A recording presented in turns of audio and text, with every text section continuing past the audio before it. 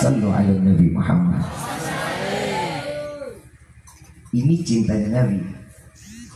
Nah, cintanya kita, saya tanya nih sekarang, semua cinta nggak sama Rasulullah? Yakin? Kalau saya bilang cintanya kita dusta, percaya? Percaya? Maaf. Sholat subuh di sini jam berapa? Jam 4. Ini aja udah salah. Ada 4, setengah 5, jam 7 ada, jam 7. Kenapa? Ini baru ditanya masalah di sini sholat subuh jam berapa? Macam-macam jawabannya, karena cintanya kita gak ada ketulusan buat Nabi Sallallahu Alaihi Wasallam. Yang kedua saya tanya lagi, setiap hari kita sholawat gak sama Nabi? Kapan? Kapan? Tadi gitu. Habis sholat. Habis sholat berarti sholat nggak baca? Jawabannya pelimpan lagi kan? 2, cintanya dusta. Yang ketiga, kalau kita betul cinta sama Rasulullah. Yang ketiga, udah berkorban belum buat Nabi Muhammad SAW? Cinta itu penuh dengan pengorbanan. Nabi Muhammad berkorban sama kita 14 abad yang lalu. Nabi dilempari batu, Nabi dilempari kotoran, Nabi sampai wajahnya ditendang bokongnya Nabi, sampai tersungkur di tanah Taif. Wajah yang penuh dengan pasir, dengan tanah yang diselimuti darah. Buat siapa semua itu? Umat Nabi Muhammad SAW. Ini pengorbanan Nabi. Kalau kita hitung-hitungan pengorbanan kita antara kita dengan Nabi, gak ada sebutiran debunya di hadapan Allah. Tapi Nabi sayang sama kita. Di dalam sholat wajib tertempel sunnah Nabi Muhammad SAW. Maaf, kalau kita hitung-hitungan di dalam ibadah, cuman sholat wajib aja, wajibnya sholat, tidak akan seseorang hamba akan diterima salatnya oleh Allah kalau bukan karena ditempel sunnah-sunnah Nabi Muhammad SAW. Mau percaya mau enggak, mau senang enggak senang, saya ngomong terserah. Saya tunjuk tangan orang yang pernah salatnya khusyuk, tunjuk tangannya. Padahal ikrar kita dalam salat apa? Inna salati wa nusuki wa mahyaya wa mamati lillahi rabbil. Ada yang khusyuk, semuanya kita serahin sama Allah. Udah. Baru mulai Al-Fatihah, kompor belum dimatiin, ingat. Kunci motor ketinggalan di motor, kita ingat. Sendal ketaruh di mana, kita lupa. Lagi sholat kita tahu di mana sholat taruh sendalnya. Semua dunia masuk, iman keluar, Allah keluar, Nabi keluar. Yang masuk sendal, kompor. Betul? Betul. Ciri-ciri orang yang salat, ibadah wajibnya itu diterima sama Allah, khusyuk. Salah satu.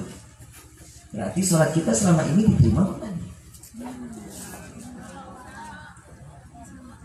Nah, ini nih yang bikin kita terus ragu. Allah menyatakan, aku sebagaimana yang diprasangkakan oleh hambaku. Kalau kita ragu, ya Allah juga ngasih kita nggak bakal sempurna. Dengan yakin salat 5 waktu yang kita jalankan, alhamdulillah di dalam salat wajib terdapat sunnah-sunnah Nabi, maka disitulah letak pahala Allah tunjukkan dan Allah catat ibadah kita, insya Allah akan diterima oleh Allah. Amin. Amin. Nah, amin aja kudu disuruh. Tadi saya tanya, kita hadir di sini senang apa enggak? Senang. Gembira apa enggak? Gembira. Betul ya? Ternyata saat kelahiran Nabi ada yang lebih dulu gembira. Allah abadikan di dalam Al-Quran, Qul bifadlillah wa birahmatihi fabidzalika falyafrahu. Ini Allah yang menyatakan, katakan wahai Muhammad, dengan anugerah rahmat Allah berikan kepada setiap hamba, maka bergembira. Apa rahmat Allah? Kasih sayang Allah apa? Merujuk kepada ayat yang lain, wa ma arsalnaka illa rahmatan. Tidak akan aku utus engkau wahai Muhammad kecuali penebar kasih sayang. Berarti kasih sayang Allah siapa? Nabi Muhammad sallallahu alaihi wasallam. Alhamdulillah. Sudah paham sampai sini? Sudah paham belum? Belum. Budek kali ah. Cetek. Saya sampai jam berapa, Habib? Apa? Subuh. Subuh.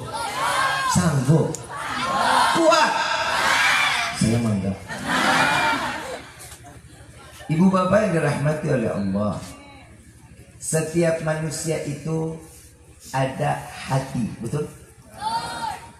Di dalam merawi Ad-Diba, Syekh Abdurrahman Ad-Diba, saya tertarik dengan bahasanya beliau yang tertulis di dalam merawi tersebut. Ahdiru qulubakum ya ma'syarul tawil albab.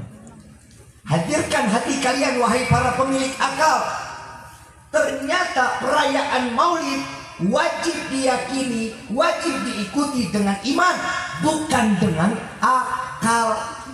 Dan Syekh Abdurrahman Ad-Diba manggilnya kita hadirkan hati. Kenapa nggak dibilang hadirkan akal, wahai para pemilik hati? Tapi di sini dikatakan hadirkan hati kalian, wahai para pemilik. Kenapa? Karena akal nggak boleh ikut campur tentang apa yang telah dituntut oleh iman. Perayaan Maulid gak akan pernah bisa masuk akal. Pertama, fahtadal arsyu taraban wasdadal kursiyu haibatan. Arsy Allah berguncang, kursinya Allah, arsy Allah bertambah kewibawaannya tatkala Nabi SAW dilahirkan. Bisa kebayang gak nih? Kalau kita bilang akal tak nyambung, dan Nabi terlahir 4 bidadari diturunkan oleh Allah menjadi bidannya Nabi Muhammad SAW. Masuk akal apa enggak? Bu, waktu ngelahirin bidannya siapa? Khadijah. Ani. Ajang dukun beranak. Betul nggak? Ada yang normal, ada yang sesar, betul? Tapi Nabi 4 bidadari diturunkan. Begitu diturunkan, la ilaha illallah, begitu disambut oleh Siti Maryam, meronta Nabi sujud kepada Allah dengan mengucapkan ya hayyu ya qayyum. Aja sudah sempurna. Apalagi di dalam kandungan akhlak dan adab kepada orang tua luar biasa. Ini buat anak muda nih. Anak muda. Anak muda. Anak muda. Sama ulama cium tangannya bagus banget. Wah, luar biasa. Bulak-balik, kadang berebut, tangan gue sampai robek. Sama orang tua cium tangan biasa aja. Deket sama ulama, sama orang tua judes. Disuruh guru lari, disuruh orang tua ntar. Maaf. Mau berkah. Jangan ke ulamanya aja, gurunya, orang tuanya itu harus diprioritaskan. Tidak akan sempurna keberkahan seorang anak kecuali dapat keberkahan dari orang tuanya. Para guru bisa jadi mubaligh, bisa jadi dai, bisa jadi para kiai, bisa jadi para ustadz, karena keberkahan dari orang tua, bukan dari guru-gurunya doang. Guru itu perantara antara dirinya dengan Allah dan Nabi, perantaranya guru, ustadz, ulama. Tapi urusan surga dan neraka itu tergantung bagaimana orang tuanya. Maaf, beribu-ribu maaf. Makanya saya kalau sekarang jalan ke acara, orang pada mau salaman, saya nggak mau. Kenapa? Saya takut mereka nggak cium tangan sama orang tua, tapi sama saya cium tangan, dosanya saya yang terima. Orang sekarang cium tangan juga macam-macam. Indra penciuman apa? Kenapa hidup? Yang namanya hidung, hirup atau kecup? Dihirup. Ini cium tangan. Menghirup keberkahan bukan dikecup. Bukan. Minyak wangi pada habis. Yang begitu dicium wanginya udah gak ada minyaknya. Iler pada nempel semua. Dihirup. Ambil keberkahan dari hirup. Kenapa harus dihirup? Karena mereka tangannya menulis sesuatu yang baik. Karena mereka sesuatu tangan yang pernah bersalaman dengan orang di atasnya. Gurunya lagi mata rantai sampai mereka pernah bercium tangan dengan Nabi Muhammad SAW. Makanya kita ngambil ilmunya berkah, dihirup bukan tapi lihat anak sekarang cium tangan di pipi, di jidat, betul nggak? Emang udah pada pindah hidungnya? Ini tanda-tanda akhir zaman. Kenapa? Orang lebih memuliakan orang lain dibanding orang tuanya. Gak punya duit, larinya ke mbah. Tahu mbah? Siapa? Bukan nenek. Siapa? Nah, kalau di sini sebutnya apa, Bib? Oh, dukun. Kalau dukun kasar, orang pinter. Betul ya? Betul nggak? Ngapain pada ke orang pinter? Mau punya duit. Kenapa itu orang disebut orang pinter? Karena yang datang orang tolol.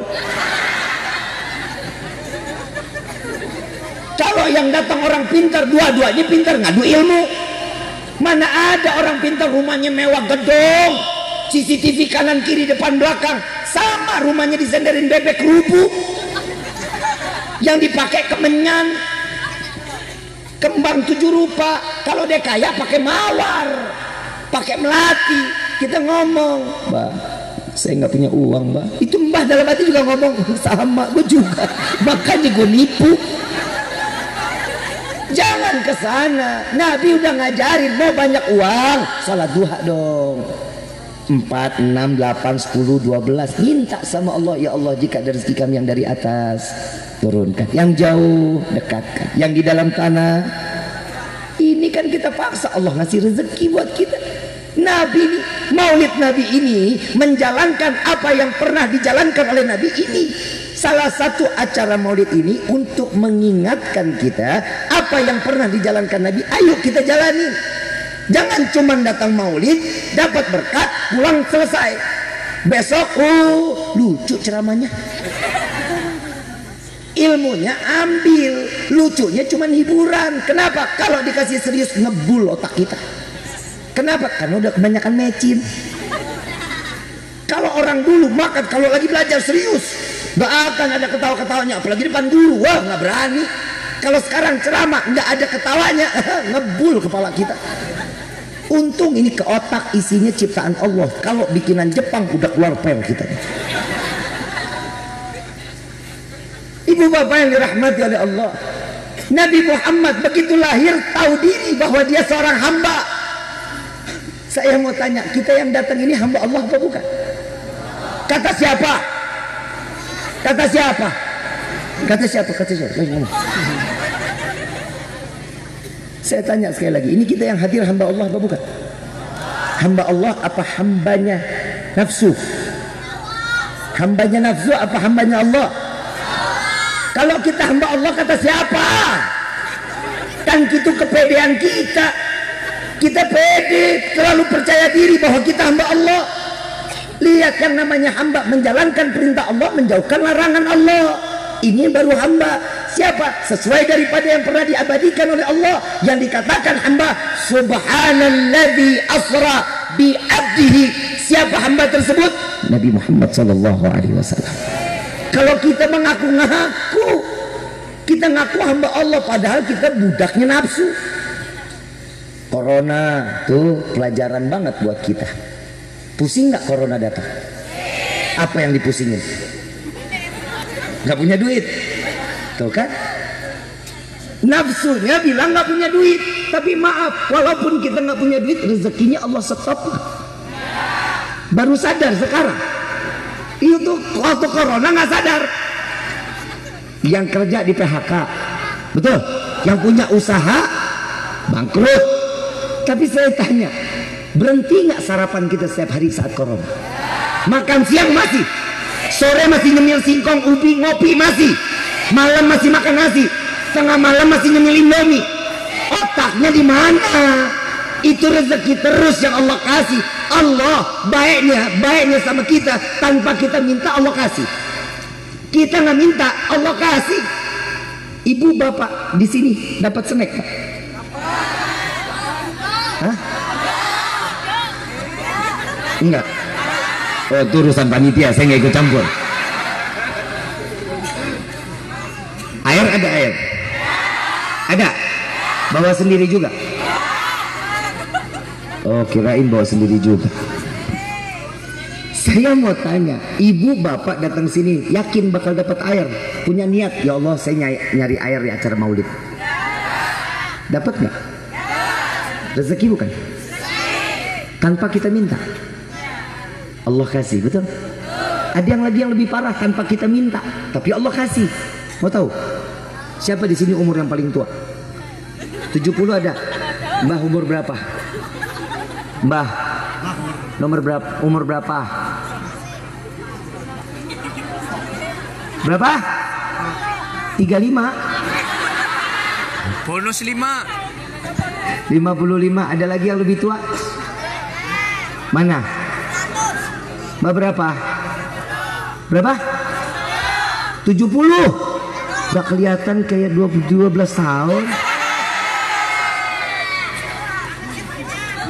Mbah 70. Selama ini pernah berdoa sama Allah Mbah? Pernah kan ya? Pernah kan? Pernah nggak Mbah minta, ya Allah berikan saya oksigen buat besok hari? Pernah nggak kita minta? Allah kasih nggak? Kebayang segitu baiknya Allah, masih kita prasangka buruk kepada Allah. Segitunya Allah sayang sama setiap hamba, tapi kita tidak pernah nurutin apa yang Allah inginkan. Satu, tugasnya hamba cuma ibadah. Mau diterima mau enggak urusan Allah. Tugas kita apa? Sujud, ibadah kepada Allah. Itu sebaik-baiknya hamba di mata Allah. Dan kita nggak bakal masuk surga karena ibadah kita kok. Nggak ada orang masuk surga karena hasil ibadah, nggak ada. Tadi saya bilang ibadah kitanya aja blow on. Baru Al-Fatihah semuanya masuk, Allahnya keluar. Tapi ingat, kita ini butuh rahmat Allah. Kita masuk ke dalam surga ini karena kasih sayang Allah. Jangankan kita, Nabi aja ngakuin, aku dimasukkan ke dalam surga bukan karena ibadahku, melainkan karena rahmat Allah. Aku diizinkan masuk ke dalam surganya Allah. Coba kita bisa lihat, Nabi Muhammad aja sadar, padahal kunci surga yang megang Nabi. Surga akan dibuka kalau Nabi mau masuk. Ini kita kadang doa suka konyol, minta rezeki banyak. Benar nggak? Saya tanya, kita kalau dikasih rezeki banyak buat apa? Live. Biar utang. Mas buat apa Mas? Hah? Isi slot? Oh, blow on. Buat apa? Ibu di sebelah sana rezeki banyak buat apa? Haji, umrah, sedekah. Itu angan-angan kita. Kenapa? Karena duitnya nggak ada. Kalau udah ada duit beda lagi. Perempuan duit banyak, buah sombongnya luar biasa. Laki diperintah, suami diperintah, sama skincare dibanyakin. Laki duit banyak, kawin lagi. Gak emang apa? Rezekinya dia. Emang laki-laki boleh nikah 2, 3, 4? Emang ada dalilnya? Urusan apa sama para istri?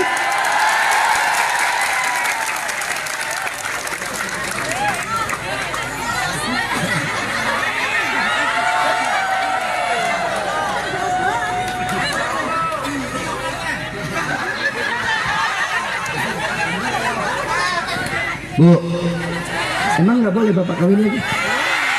Nggak. Alasannya? Sakit. Oh. Sholat 5 waktu ada nggak ayatnya dalam Al-Quran?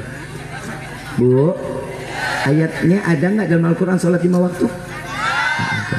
Musyawarah ada ayatnya dalam Al-Quran? Sedekah ada ayatnya? Ada. Yang ngomong di Al-Quran berarti siapa itu? Allah ya? Oh. Nikah 2, 3, 4 ada ayatnya enggak?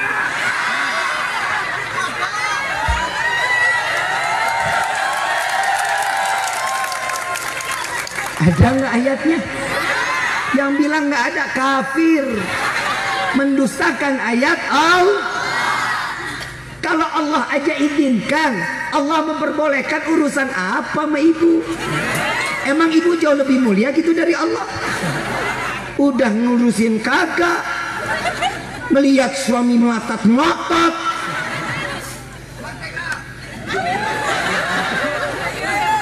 Ada Pak istri yang begitu di sini? Colok matanya. Takut banget sama istri, di luar garang-garang, di luar berani-berani, sampai di rumah ketemu istri cium tangan. Akhir zaman sekarang mah, istri sekarang istri soleh, suami soleha. Berbalik sekarang, na'udzubillah min dzalik. Blow on banget. Ada yang nanya, Habib istri berapa? Satu. Maaf, saya tipe cowok setia. Setiap tikungan ada.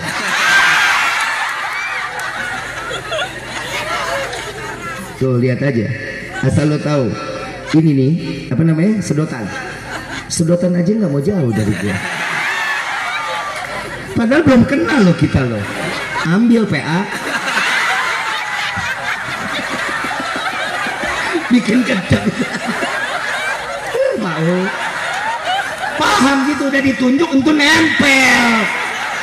Kalau gua jongkok lu ke pantatan, entar di videoin lagi. Habib nggak punya adab. Kemarin gua ngomong ngatain orang celengan Semar, salah gua. Saya ngatain orang, tahu nggak siapa yang saya katain? Ada 8 orang anak muda datang acara pernikahan. Acara ini tablik akbar. Saya turun dari mobil, saya bilang, Habibnya hidungnya kayak Pinocchio. Gue ketawa aja senang. Keluar baunya, bau naga mulutnya. Subhanallah, duduknya di depan saya, depan panggung. Ada 8 orang kumpul. Dia minum pakai botol, tapi botolnya ditutup plastik. Minumnya di gelas aqua. Begitu saya lihat warnanya hitam, oh kurang ajar. Ini acara ceramah, lu minum di depan gua. Saya tunjuk, saya bilang, ini biar kalian paham ya. Jadi jangan dikira itu orang yang di internet udah pasti bener. Jangan. Saya wallahi saya bukan ngebela diri, tapi biar kalian tahu, yang nyebarin bego, yang nyebarin tolol. Karena nggak baca saya ceramah dari pertama sampai habis. Yang diambil cuma 1 menit 20 detik. Saya ceramah 1 jam 45 detik, 1 jam 45 menit. Apa manfaat saya bicara begitu? Kalau bukan karena ada orang yang menghina syariat, maka wajib untuk saya menghinakan orang tersebut. Saya bilang, Bu, panggil bapak yang baik dong Bu. Itu di dalam ceramah saya tuh. Panggil bapak sayang, jangan dipanggil buncit-cit, jangan. Saya bilang begitu. Bu, maaf, istri saya kalau manggil saya sayang. Ini di dalam ceramah saya. Ya gimana nggak sayang orang model begini? Ini isi ceramahnya. Dengerin dulu. Lu gua nggak kelar-kelar ini. Modelnya begini, hidung mancung, mata coklat, bulu mata lentik, muka impor. Saya bilang begitu, saya tunjuk itu orang daripada lu, mata belok, betis bebong, bibir doer, persis celengan Semar. Salah saya, karena dia menghina Allah, saya hina orang tersebut. Salah apa benar? Salah apa benar? Coba saya mau teman-teman Banser jawab, saya salah apa benar? Teman-teman PP jawab, salah. Saya salah apa benar? Saya hina orang tersebut karena dia menghina Allah. Saya dibilang Pinocchio, kok nggak marah? Begitu dibilang celengan Semar marah. Tobat, makanya tobat. Celengan ada yang sempurna nggak? Ada nggak? Bentuknya bagaimana? Melenyot, begitu kan? Ya kalau saya ngomong begitu, maaf, karena dia nggak ngehargai orang lagi dakwah, orang lagi menyampaikan kalam Allah dan Nabi, tapi dia bermaksiat di hadapannya, maka wajib untuk dihinakan. Paham ya? Paham ya? Ini yang saya sampaikan. Sebar Habib ini telah menghina pribumi. Sorry ya, maaf, saya punya mertua orang Jakarta Betawi, bukan Arab. Saya cium tangannya, saya sujud di kakinya. Itu pribumi. Saya terlahir di Indonesia. Sampai detik ini, alhamdulillah. Maaf, kalau saya bisa dijelekin, boleh dong saya bagusin diri saya? Boleh? Sampai detik ini, berkah dakwah di dalam media sosial, TikTok maupun Instagram, alhamdulillah 29 orang masuk ke dalam Islam dengan online. Manfaatnya? Manfaatnya? Dan 17 orang masuk ke dalam Islam saat saya datang dari Sabang sampai Merauke. Saya datangi mereka dan mereka datang. Saya ingin memeluk agama Islam karena saya mendengar isi tausiah dari Habib Rizky Al-Idrus. Kenapa yang itu nggak rame? Saya nggak pernah upload. Kenapa? Karena cukup itu untuk saya dan Allah. Dan ini amal ibadah buat kami, tim semuanya. Kenapa? Berkah semua. Ini media sosial bisa sampai dari pelosok ke pelosok, pelosok ke pelosok sampai ke Moga. Alhamdulillah. Berkah apa enggak? Dan alhamdulillah tahaddutan binikmah di Pangkalan Bun, Kalibata, di Kalimantan. Pangkalan Bun, 2 biarawati masuk dalam Islam. Dengan masih memakai pakaian suster, datang kepada saya, saksinya driver saya.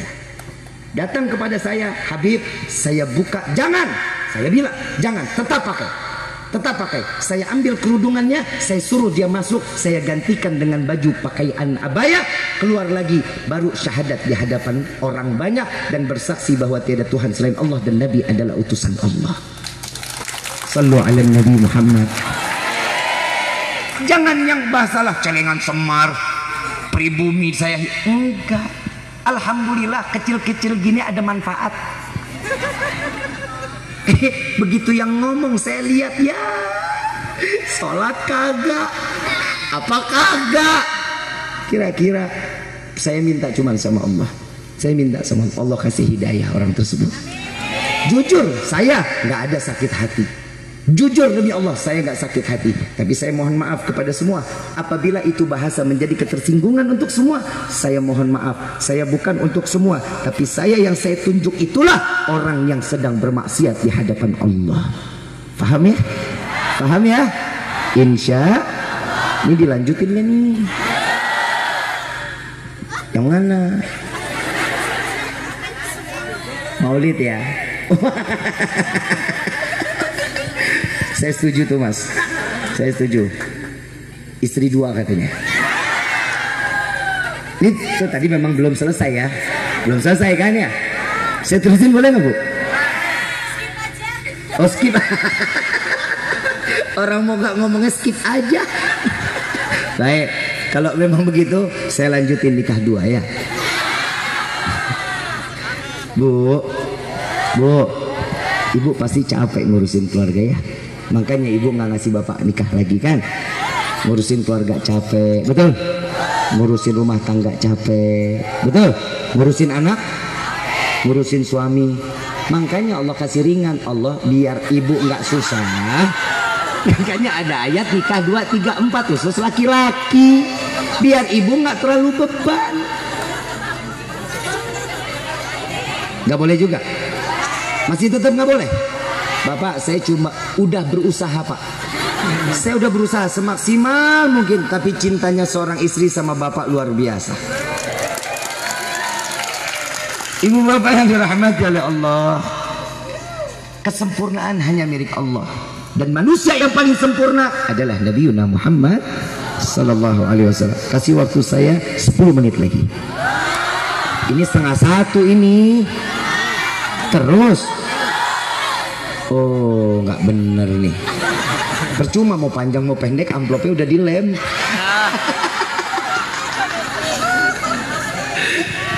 Ibu bapak yang dirahmati oleh Allah, Nabi Sallallahu Alaihi Wasallam, maaf, kita merayakan seperti ini, kita memuliakan Allah, betul?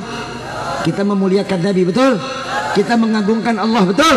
Kita mengagungkan Nabi, betul? Saat dimana kita memuliakan Nabi, kita memuliakan Allah, kita mengagungkan Nabi, kita mengagungkan Allah, Allah pasti akan memberikan kemuliaan dan keagungan bagi setiap hamba. Siapa yang mereka mau memuliakan dan mengagungkan Nabiuna Muhammad sallallahu alaihi wasallam. Ibu bapak yang dirahmati oleh Allah, saya sedikit ngebahas tentang Palestina, boleh?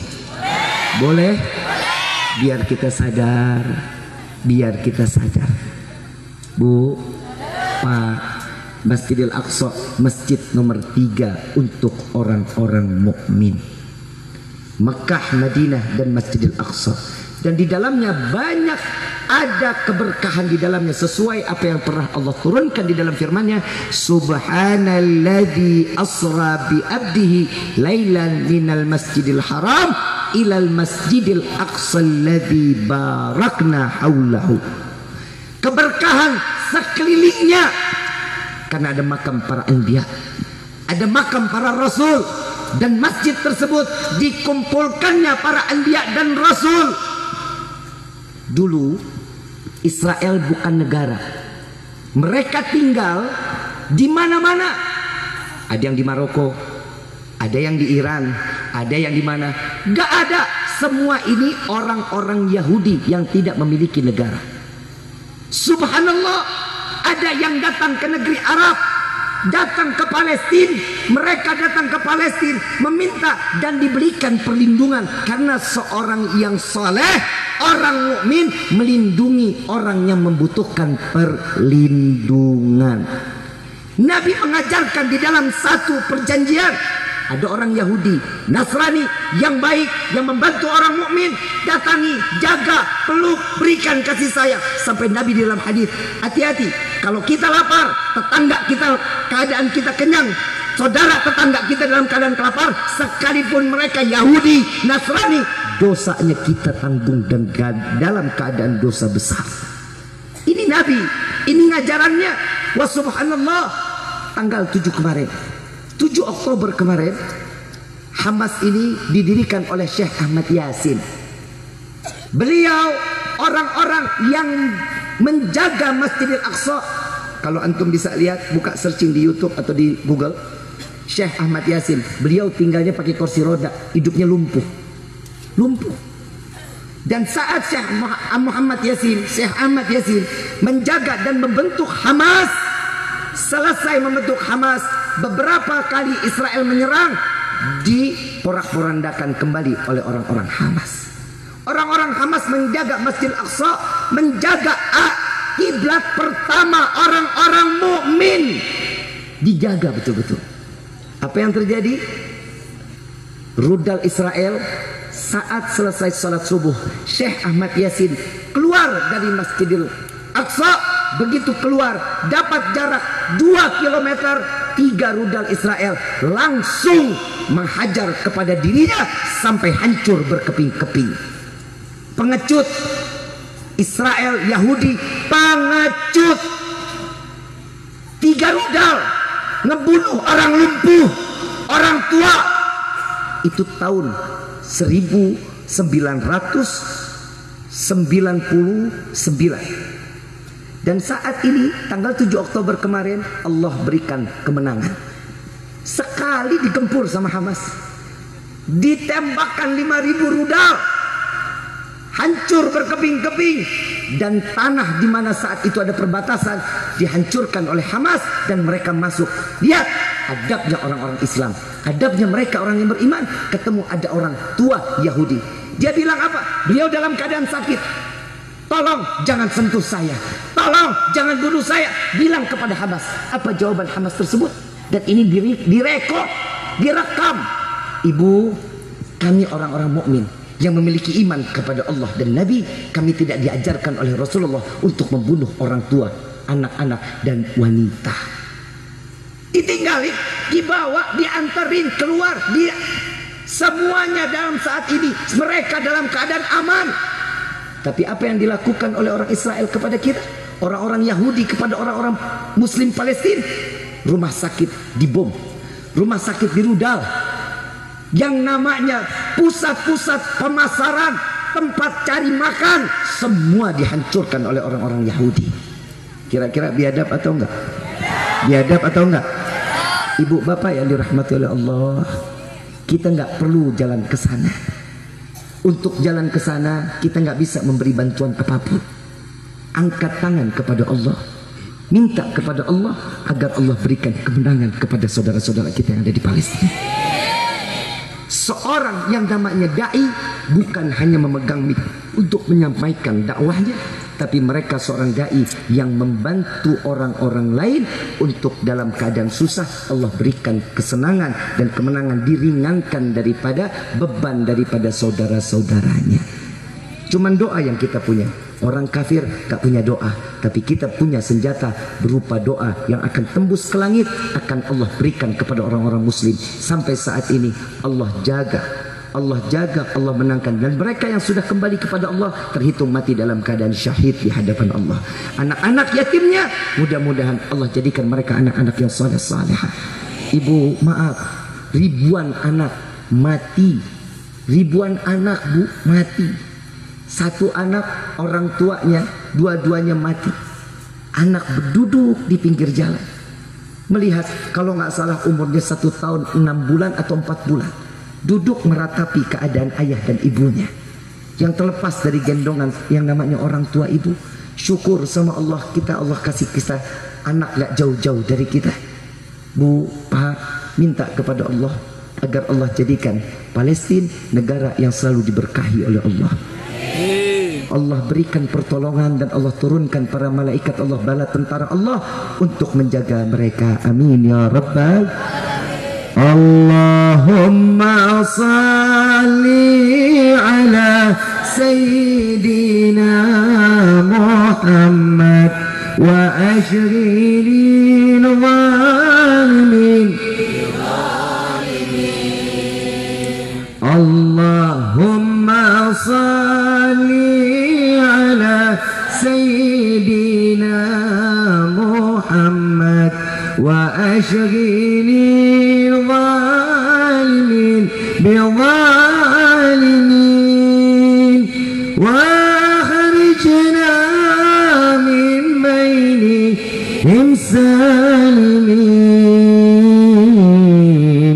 wa ala alihi wa sahbihi ajma'in. Mudah-mudahan salawat ini Allah sampaikan kepada saudara-saudara kita yang ada di Palestina. Amin ya rabbal. Ibu bapak yang dirahmati Allah, saya ingin beritahu satu hal yang paling penting. Kenapa Indonesia sangat-sangat membantu Palestina? Ada apa di balik ini semua? Saat kemerdekaan Indonesia tahun 1945, negara-negara lain tidak mengakui kemerdekaan Indonesia. Amerika, Inggris, dan bala tentara dan semua negara-negara lainnya tidak mengakui kemerdekaan Indonesia, kecuali saat Bung Karno berangkat ke Palestina yang mengikrarkan bahwa mereka rakyat Indonesia berhak di dalam kemerdekaan dan yakin di dalam kemerdekaannya. Yang pertama kali adalah negara Palestina. Yang mengakui kemerdekaan Indonesia pertama kali negara Palestina. Mudah-mudahan Allah jaga negeri kita dan negeri Palestina dari segala bala, semua wabah, segala penyakit Allah angkat dari negeri kita. Amin ya rabbal. Ibu bapak yang dirahmati Allah, saya mau ngajak baca salawat sama-sama, boleh? Tapi suaranya yang keras ya. Salawat Bushrah apal nggak? Apal nggak? Apal.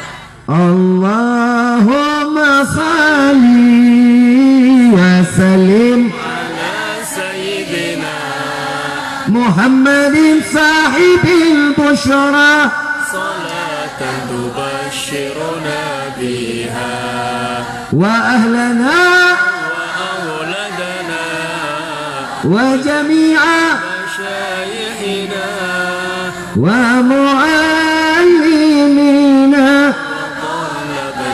wa talibatina min yaumina hadha ila yaumil akhirah. Terus lu kapan mainnya? Saya mau tanya, panitia ada? Ada. Ini udah dibayar belum? Pantes males mainnya. alamati ana salah ikut apa